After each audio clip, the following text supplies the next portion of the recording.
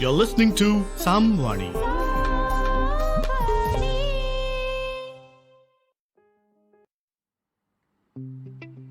The title of this episode is Analysis of the Factors That Led to Bankruptcy of Kingfisher Airlines.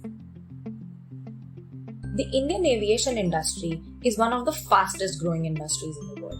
Yet, its airlines during 2005 to 2011 were deep in the red. All major carriers except Indigo were loss-making and were burdened with massive debts. Among the various existing airlines in India, Kingfisher was affected the most as its operations were suspended. Kingfisher Airlines was owned by the biggest liquor tycoon of India, Mr. Vijay Mallya, with an ambition to become an industry leader.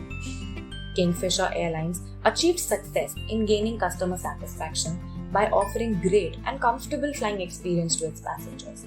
However, in the Indian aviation sector, Kingfisher Airlines had a very short but lasting impression. Vijay Mallya was unable to repay loans to many public sector banks. However, the private banks recovered all their loans. This episode of the podcast throws light on some major reasons that led to the bankruptcy of Kingfisher Airlines. To introduce further, Dr. Vijay Mallya, son of Mrs. Lalita Ramaiah and Mr. Vittal Mallya, became the chairman of United Breweries Group in 1983. Kingfisher Airlines is a subsidiary company of the Bengaluru-based United Breweries Group. The Kingfisher Airlines was established in 2003. It commenced its operations from 9th May 2005 with a fleet of 4 new Airbus A320-200s operating a flight from Mumbai to Delhi. Then it started its international operations on September 3, 2008 by connecting Bengaluru with London. The aircraft acquisition and financing pre-delivery payments was taken care by Northway Aviation.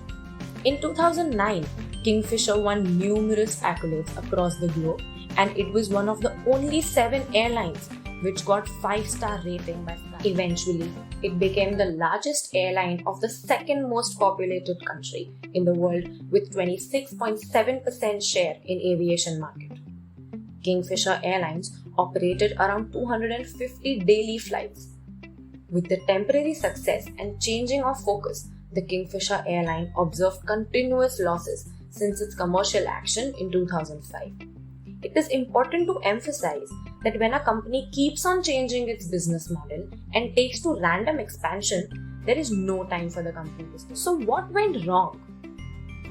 The possible unfavorable trends in the operator's financial state could include decrease in safe operating standards or evidence of cutting corners, fall in training standards, significant turnover of personnel, delayed meeting payroll, insufficient aircraft maintenance, storage for supplies and spare parts, decrease in frequency of flights, sales or repossession of aircraft and other. Although there are mainly 4 general reasons why the Indian aviation industry was in so much pain.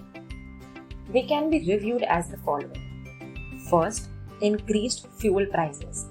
Expenditures on fuel stood at Rs 2,270 crores, which is approximately $456 million during the 12-month periods from April 2010 to March 2011, accounting to 28% of the total costs. The Indian industry was hit more adversely due to the cumulative impact of customs duty and the sales tax on accounts of the sharp increase in international fuel prices. Second, excessive debt. KFA posted a loss of Rs 1,027.39 crores, which is approximately $205.95 million in December 2011 quarter only. As of 31st March 2011, its net worth was negative at Rs 3,633.08 crores, which is approximately $728.29 million. Before the downfall, KFA had a total debt of Rs 7,056.8 crores, which is $1,414 million, and the total accumulated loss of Rs 6,000 crores. The third possible reason is the excessive investment in planes. According to 31st March 2011 ending annual report of KFA, it flew 366 domestic flights and 28 international flights. It at that time owned 68 aircrafts.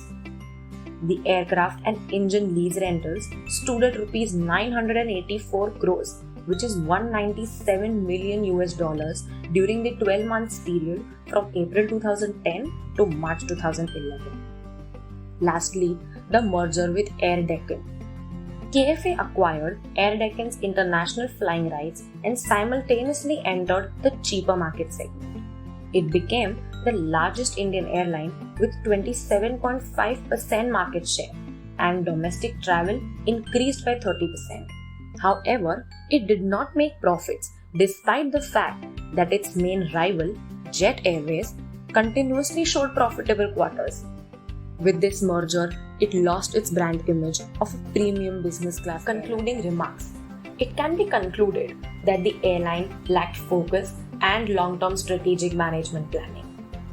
For a business to be successful, the main focus should be on creating an efficient work frame, taking appropriate decisions, establishing healthy competitive environment, improving quality of service, and standing in unity to find best solutions to all the problems. In a nutshell, on the financial front, it was a lost battle from the very beginning, with high training costs, high maintenance costs, delayed salaries, government dues, and most important, the market conditions were the major factors responsible for its heavy operating expenses, thereby resulting in accumulative losses. Mr. Vijay Mallya may be an experienced liquor businessman, but could not successfully handle the highly specialized airline business, and in the present scenario, Vijay Mallya is hailed as the most wanted borrower. And still, lots of discussions are going on about his extradition from UK to India.